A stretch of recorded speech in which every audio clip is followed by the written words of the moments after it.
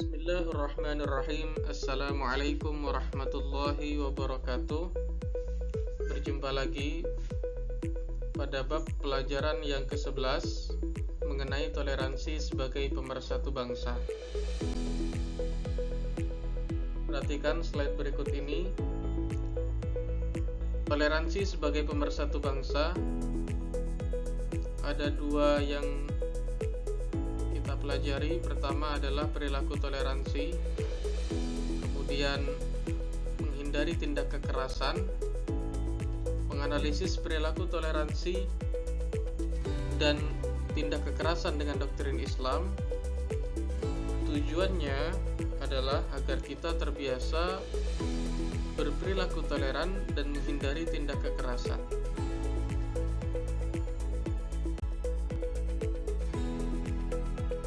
Oke, di sini ada gambar yang pertama, yaitu gambar ISIS atau Islamic State Iraq and Syria. Mereka adalah organisasi yang melakukan kekerasan atas nama Islam. Mereka mendoktrin orang-orang yang lemah pemahamannya atau lemah keimanannya, diajak untuk berjihad, mengatakan bahwa itu adalah perintah agama dan menjanjikan surga. Padahal apa yang dicontohkan oleh Rasulullah dan para sahabat dan para ulama kita tidaklah seperti apa yang mereka katakan. Mereka melakukan atau mendistorsi atau mungkin memotong ayat-ayat Al-Quran sehingga tampak bahwa Islam itu kekerasan. Padahal Islam itu tidak seperti itu.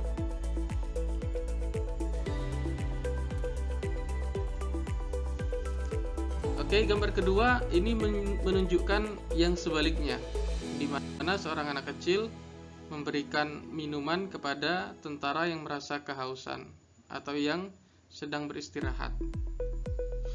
Kemudian di situ ada kata-kata who says Muslim are terrorists. Siapa yang mengatakan bahwa Muslim itu teroris? Barangkali sebagian orang Barat yang Islamofobia ataupun orang-orang tertentu di negara-negara Eropa ataupun Amerika beranggapan bahwa semua Islam itu adalah teroris. Kemudian gambar ini justru mengatakan who says Muslim are terrorists. Sebenarnya Islam itu kalau mau dilihat, jangan melihat orang-orang yang berlaku salah kemudian mengatasnamakan Islam, melakukan pengeboman, melakukan hal-hal yang perbuatan keji kemudian mengatasnamakan Islam. Itu adalah pemahaman mereka sendiri. Pemahaman yang benar tentang Islam adalah sebagaimana yang dicontohkan dan diajarkan oleh Rasulullah, bahwa Islam itu adalah damai, Islam itu membawa pada keselamatan, Islam itu adalah menjaga lisan dan menjaga tangan dari menyakiti orang lain. Islam tidak pernah mengajarkan untuk menyakiti orang lain kecuali jika memang orang itu zalim kepada kita.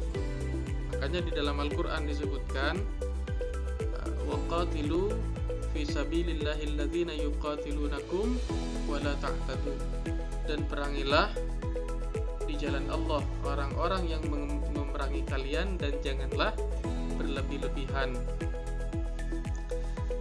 Jadi sebenarnya tindak kekerasan itu adalah doktrin konyol dari ISIS, karena pada dasarnya Islam tidak mengajarkan perang kecuali perang itu dilakukan untuk membela diri. Manakah yang menggambarkan Islam sesungguhnya? Ya jelas kalau kita ditanya seperti ini, jawabannya adalah gambar kedua, bahwa Islam itu bukan agama kekerasan tapi agama kasih sayang sebagai rahmatan lil alamin.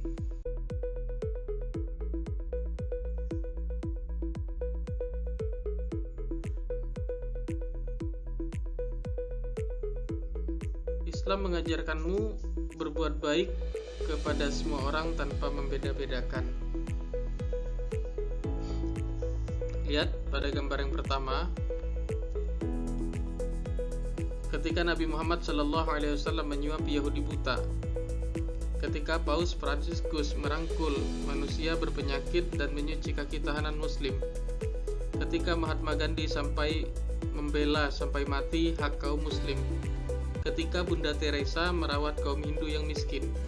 Kata Gus Dur, tidak penting apapun agama atau sukumu, jika kamu bisa berbuat baik kepada semua orang, orang tidak akan tanya apa agamamu.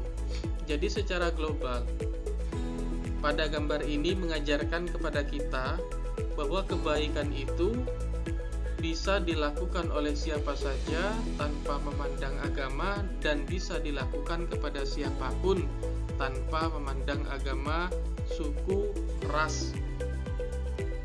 Karena sesama manusia di dalam Islam kita diajarkan untuk hablum minan nas. Kemudian dari sini juga kita tahu bahwa Nabi Muhammad ternyata dulu pernah menyuapi seorang Yahudi yang buta. Kemudian Paus Fransiskus juga pernah merangkul orang yang berpenyakit. Ini menunjukkan bahwa para tokoh agama ini semuanya berbuat baik tanpa memandang kepada siapa mereka berbuat baik. Maka di gambar kedua ada pernyataan kedamaian itu ada ketika kita mau menerima perbedaan. Oke, mengkritisi sekitar kita. Pengerusakan tempat ibadah, tawuran antar warga, demonstrasi mahasiswa, dan beberapa macam tindak kekerasan lainnya telah menggambarkan pudarnya persatuan dan rasa toleransi. Apa yang kamu lakukan melihat kondisi seperti ini? Saat Idul Fitri tiba, setiap muslim saling bersilaturahim, bersalaman, dan bermaaf-maafan. Yang muda meminta maaf pada yang tua, dan yang tua pun memaafkan yang muda. Sungguh kebiasaan yang indah. Bagaimana menurutmu kebiasaan yang berlangsung setiap saat ini? Oke, jadi pada poin pertama ini, bagaimana perilaku-perilaku negatif menunjukkan bahwa rasa persatuan dan rasa toleransi yang mulai memudar.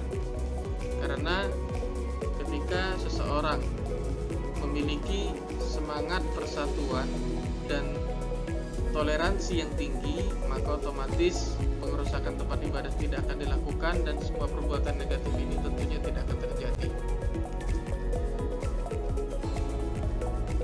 Maka dari itu kita pada pelajaran kali ini akan mempelajari apa sih toleransi itu. Sayyid Muhammad bin Alawi Al-Maliki pernah mengatakan, jika seseorang itu memiliki pengetahuan yang luas, niscaya dia tidak akan mudah menyalahkan orang lain. Jadi adanya sikap intoleran ini karena kurangnya ilmu dan pengetahuan bagi orang-orang yang bersikap intoleran. Kemudian slide poin yang kedua adalah saat Idul Fitri tiba, setiap muslim saling bersilaturahim dan bersalaman, bermaaf-maafan. Ini adalah tradisi yang baik yang dilakukan hingga saat ini. Seharusnya seperti ini yang dilakukan, ya, yang positif-positif, bukan yang seperti poin pertama ini. Kemudian pengertian toleransi. Oke, toleransi secara bahasa bermakna sifat atau sikap menenggang, menghargai, membiarkan, membolehkan pendirian, pendapat, pandangan, kepercayaan, kebiasaan, kelakuan, dan sebagainya yang berbeda atau bertentangan dengan pendiriannya sendiri. Jadi setiap orang itu memiliki pandangan sendiri, memiliki pendapat sendiri, memiliki pengetahuan yang berbeda-beda. Itu harus kita yakini, itu harus kita sadari bahwa apa yang kita yakini belum tentu orang lain yakin. Apa yang kita ketahui belum tentu orang lain tahu, dan sebaliknya apa yang kita tidak tahu belum tentu orang lain juga tidak tahu. Maka dari itu seorang ulama mengatakan ra'yuna sahih yahtamilul khata' wa ra'yukum khata' yahtamilus sahih.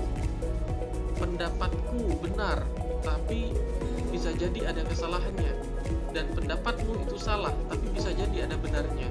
Ini adalah perkataan kalau tidak salah dari seorang ulama yang bernama Ibnu Salah, di mana ketika itu beliau mengatakan di dalam sebagaimana yang tercantum dalam sebuah kitab hadis, ya, bahwa pendapat saya ini salah, pendapat saya ini benar, pendapat saya ini benar, tapi bisa jadi mengandung kesalahan, dan pendapatmu itu salah tapi bisa jadi ada kebenarannya. Ketika setiap orang berpikiran seperti ini, maka mereka akan menyadari bahwa kebenaran yang mutlak itu bukan milik manusia tapi milik Allah. Ketika kesadaran seperti itu sudah tertanam, maka setiap orang tidak mudah menyalahkan orang lain dan lebih mudah untuk bertoleransi. Sebenarnya toleransi itu juga tidak hanya berkaitan dengan pengetahuan saja, tapi juga berkaitan dengan keyakinan masing-masing. Contohnya di Indonesia ada 5 agama atau mungkin 6 agama yang diakui oleh negara, dan kita tidak pernah mempermasalahkannya. Dan di dalam Islam pun kita diajarkan untuk saling menghargai dan menghormati karena itu keyakinan masing-masing. Lakum dinukum waliyadin, bagimu agamamu dan bagiku agamaku. Ya, jadi ketika kita sudah tahu, kita juga harus bisa menyadari bahwa apa yang kita tahu belum tentu orang lain tahu, dan apa yang kita tidak tahu belum tentu orang lain tidak tahu, dan apa yang kita yakini belum tentu orang lain keyakinannya sama dengan kita. Indrawan WS menjelaskan pengertian toleran adalah menghargai paham yang berbeda dari paham yang dianutnya sendiri, kesediaan untuk mau menghargai paham yang berbeda dengan paham yang dianutnya sendiri. Jadi poin yang kedua ini semakin mempertegas ya dari poin yang pertama ini, bahwa toleran itu intinya adalah menghargai paham yang berbeda dari paham yang kita anut. Kemudian berikutnya, menurut istilah atau terminologi toleransi yaitu bersifat atau bersikap menenggang, menghargai, membiarkan, membolehkan pendirian pendapat, pandangan, kepercayaan, kebiasaan yang berbeda dan atau yang bertentangan dengan pendiriannya. Toleransi dalam pandangan Islam. Nah, pada kali ini kita akan melihat seperti apa sih toleransi dalam Islam itu.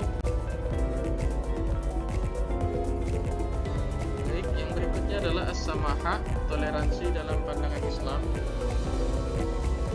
Dapat diartikan dengan beberapa poin berikut ini.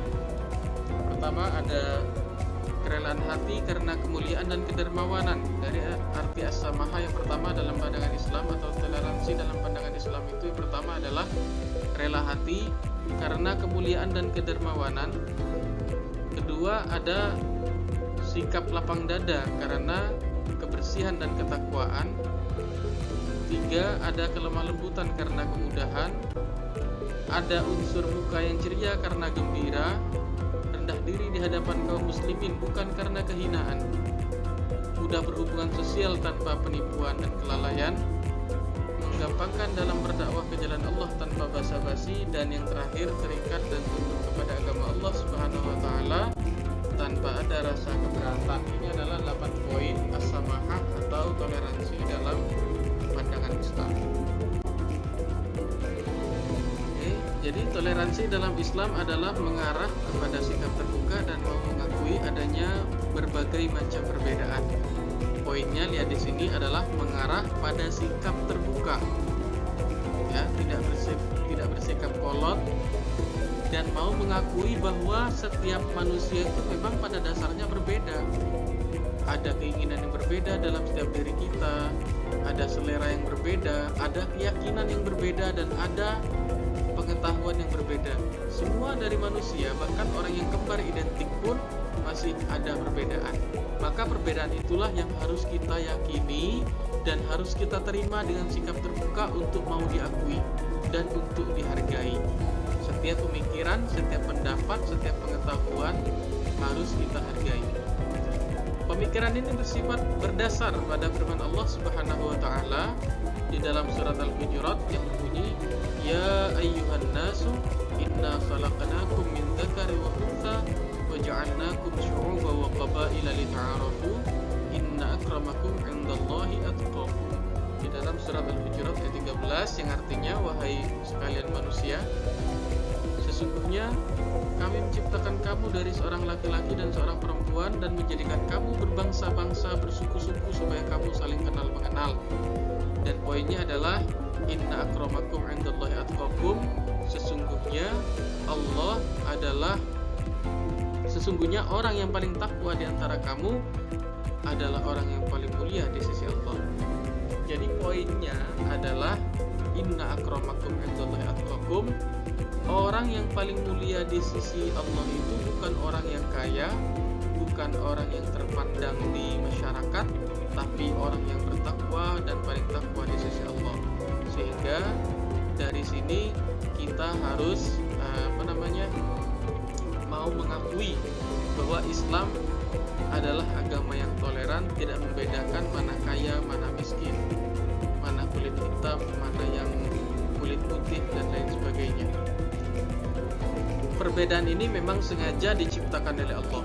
Di dalam surat An-Nahl, Allah berfirman ayat 93, "Walau sya'allahu laja'alakum ummatan wahidah, walakin yudhillu man yasha' wa yahdi man yasha' wa la tus'alunna 'amma kuntum ta'malun." Kata Allah. Di ayat itu menjelaskan bahwa kata Allah, seandainya Allah mau, maka Allah akan menjadikan kalian itu adalah umat yang satu. Tetapi Allah menyesatkan orang yang Dia kehendaki dan memberikan hidayah kepada orang yang Dia kehendaki. Dan Allah itu dan kita akan ditanya oleh Allah tentang apa yang telah kita kerjakan selama kita hidup di dunia ini. Jadi di ayat itu sudah jelas, sesungguhnya Allah itu mampu untuk menjadikan semua manusia itu beragama Islam. Semua manusia itu taat kepada Allah. Allah mampu, tapi Allah menjadikan sebagian orang bertakwa, sebagian orang bermaksiat. Maka bersyukurlah kita sebagai orang Islam yang diberikan anugerah terbesar oleh Allah, yaitu berupa keimanan. Tapi ingat bahwa orang yang paling mulia di sisi Allah adalah orang yang paling bertakwa.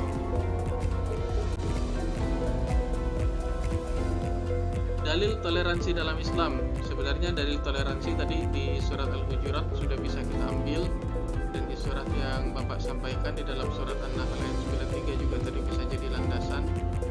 Nah, di sini Bapak ada lagi dalil tentang toleransi di surat Yunus ayat 40 dan sampai 41. Wa minhum may yu'minu bihi wa minhum man la yu'minu bihi. Wa rabbuka a'lamu bil mufsidin. Wa in kadzabuka faqul li 'amali wa lakum 'amalukum antum bari'una mimma a'malu wa ana bari'un mimma ta'malun. Oke.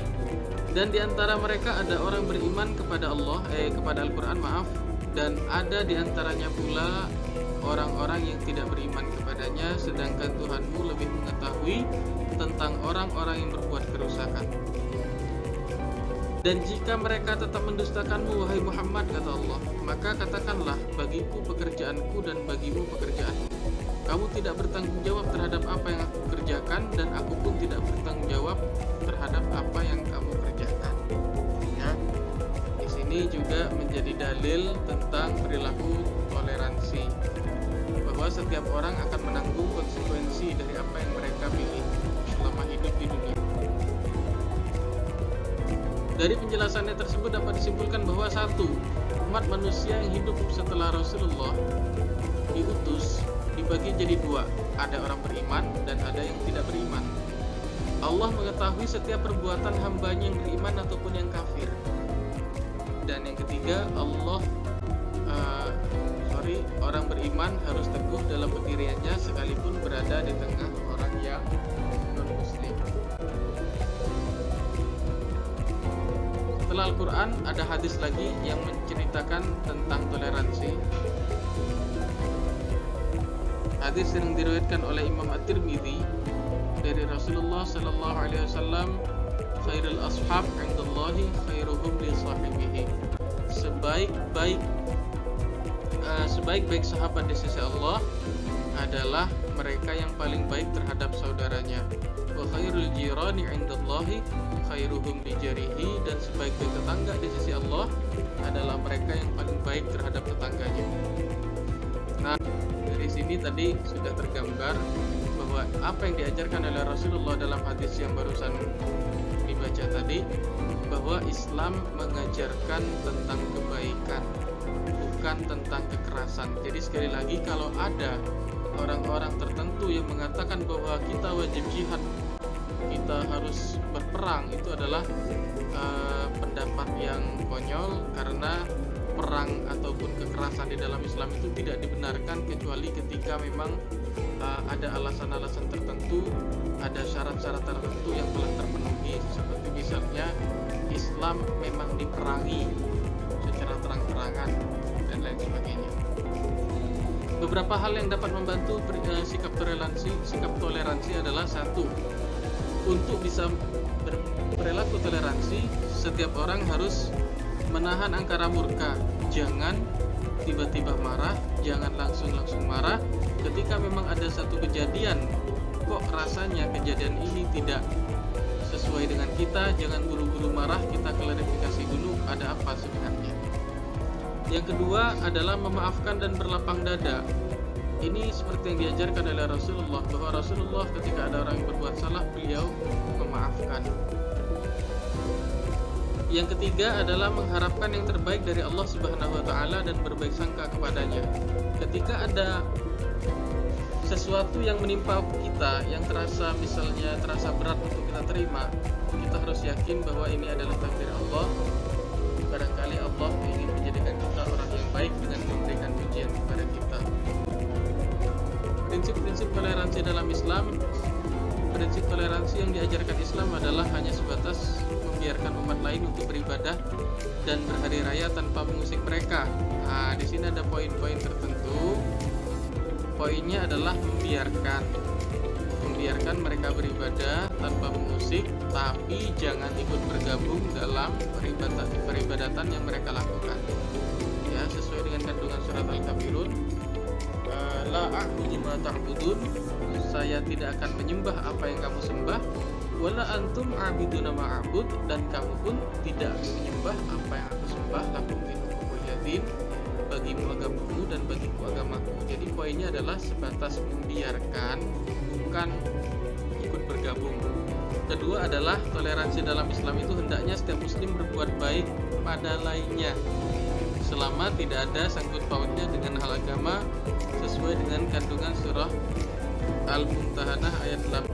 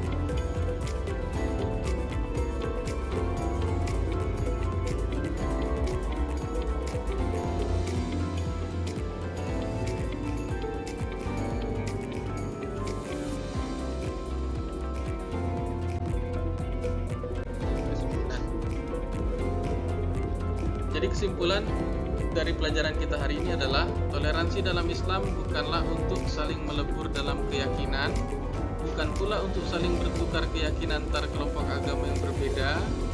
Toleransi dalam Islam adalah pengertian muamalah atau interaksi sosial saja, sehingga memunculkan batas-batas yang tidak boleh dilanggar.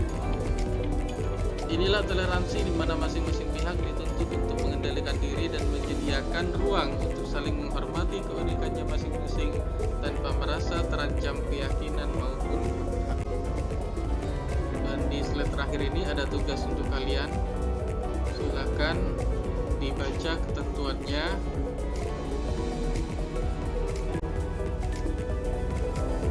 Oke, ini dia. Jika sudah selesai, boleh segera dikumpulkan. Paling lama Bapak kasih waktu selama 1 minggu. Video kali ini